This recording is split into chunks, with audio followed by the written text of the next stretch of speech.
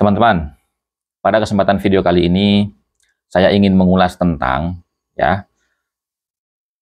perbedaan antara karomah, terus karomah, mukjizat, perbedaan antara mukjizat, karomah dan khurafat, gitu ya. Saya membuat beberapa artikel gitu ya di sini yang sangat penting untuk kita ketahui dan agar supaya bisa dipahami oleh semua masyarakat dari berbagai macam kalangan, gitu ya. Jadi menurut para ulama, ya ini saya rangkum saja.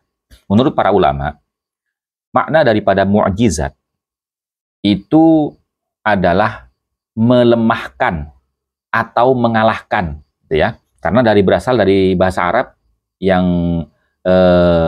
bunyinya adalah mu'jiz, ya. Mu'jiz itu yang mengalahkan, gitu ya, yang melemahkan, gitu loh.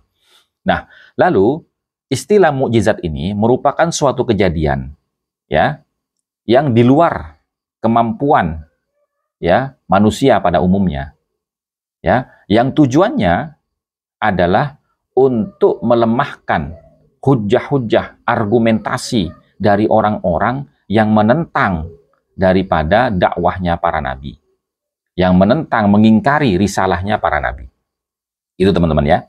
Jadi mukjizat ini khusus untuk para nabi. Nah, kemudian kalau karomah, ya, karomah itu apa? Karomah itu artinya adalah kemuliaan, ya, sesuatu yang mempertahankan kemuliaan, gitu ya. Nah, jadi karomah ini, ya, itu sama, perkara yang di luar batas kemampuan pada umumnya manusia, ya, yang tujuannya adalah untuk menjaga kemuliaan daripada apa yang disampaikan oleh para pewaris Nabi, yaitu para wali-walinya Allah Subhanahu wa Ta'ala.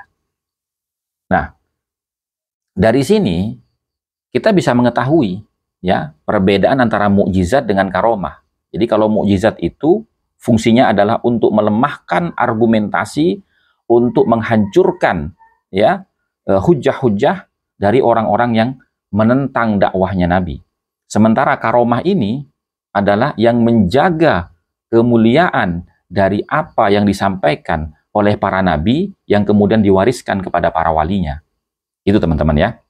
Nah, jadi kalau kita melihat ada orang yang kemudian diceritakan mempunyai karomah, lalu karomahnya itu tidak masuk ke dalam dua definisi, baik itu mukjizat tidak masuk, ke karomah definisinya tidak masuk, gitu loh. Nah, ini khurafat, teman-teman. Ini masuk kategori khurafat. Karena apa? Karena begini, ya teman-teman ya. Karomah itu adalah warisan dari mukjizatnya para nabi. Kenapa saya katakan demikian? Karena begini, ya. Saya ambil contoh misalkan Syekh Abdul Qadir Al-Jailani. Beliau itu bisa menghidupkan orang mati yang sudah mati 600 tahun yang lalu.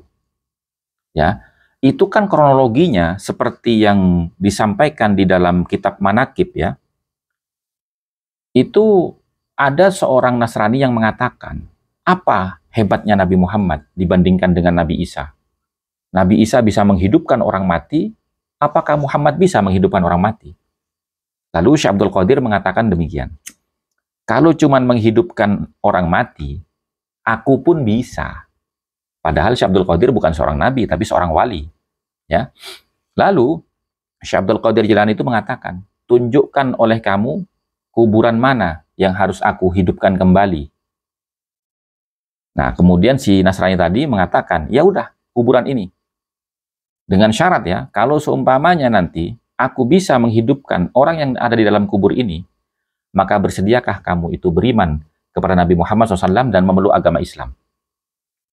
Nah, orang Nasrani tadi bilang, oke, silahkan. Karena dia menganggap nggak mungkin ada orang yang bisa menghidupkan orang mati. Nggak ada sejarahnya, kecuali para nabi, seperti Nabi Isa, kan begitu ya, menurut mereka. Akhirnya, hiduplah orang yang mati selama 600 tahun itu bangkit dari kuburnya. Ya, dengan karomahnya Syekh Abdul Qadir Al-Jilani.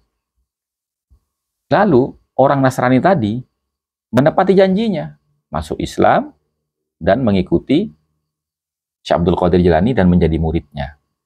Nah, artinya di sini karomahnya Syekh Abdul Qadir ini adalah ya menguatkan, menjaga kemuliaan risalahnya Kanjeng Nabi Muhammad SAW. Dan beliau memiliki karomah bisa menghidupkan orang mati, mewarisi mukjizatnya Nabi Isa yang bisa menghidupkan orang mati. Kan begitu teman-teman. Nah, sekarang kalau kita perbandingkan ya, Fakih Muqaddam 70 kali sehari semalam mi'raj ke langit. Apa yang dia kuatkan? Lalu ada lagi Habib Hadun katanya. Dia berak di pinggiran masjid. Ya, kemudian begitu pagi beraknya berubah jadi emas. Itu menguatkan risalah apa? Menjaga kemuliaan apa? Dan diwarisi dari Nabi siapa? Gitu loh. Kan lucu ya. Padahal jelas tuh. Al-ulama waratsatul anbiya. Ulama itu adalah pewaris para nabi. Yang diwarisi dari para nabi ini apa? Ya semuanya termasuk mukjizatnya diwariskan kepada para wali menjadi karomah. Makanya karomah itu warisan dari mukjizatnya para nabi. Begitu teman-teman cara kita memahami. Jangan mau ya dibohongi oleh khurafat-khurafat yang menentang ajaran nabi dan menentang ajaran para ulama ahlus sunnah wal jamaah. Demikian dari saya teman-teman ya. Mudah-mudahan bisa difahami dan dimengerti. Wallahu a'lam bishawab. Wassalamualaikum warahmatullahi wabarakatuh.